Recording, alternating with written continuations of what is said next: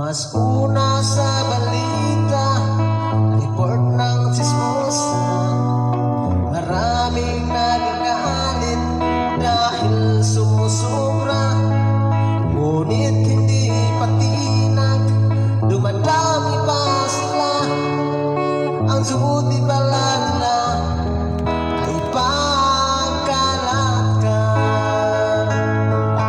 At pag inyong kausapin, bait-baitan yan, para di ka magalit at umiwas sa kanila.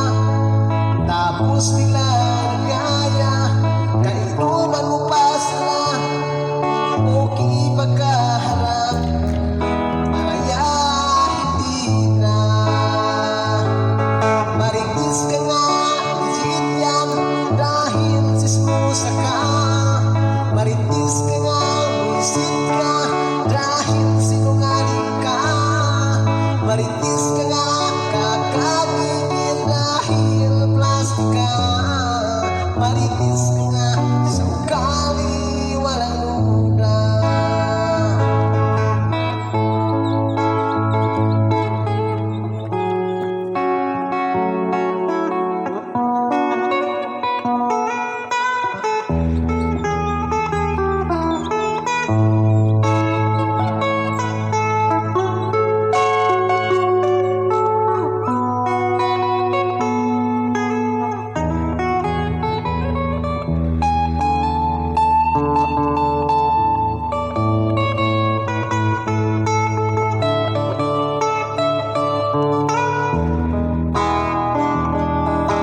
Isang sarap at ulang kapag sinismis ka.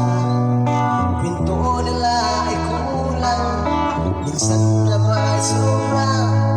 Tapos nilang laman, galing sa iyong kapitbahay, siniraan ka raw ng iyong kaibigan.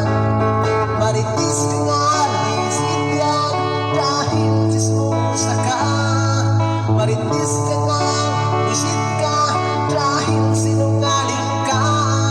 Maritis ka nga, kakagigil dahil plastic ka. Maritis ka nga, sa ugali walang luda. Maritis ka nga, anong litis na muna. Maritis ka nga, ang dakila maninira. Thank you like this. Shout out taste na akong mga followers no, o mga subscriber.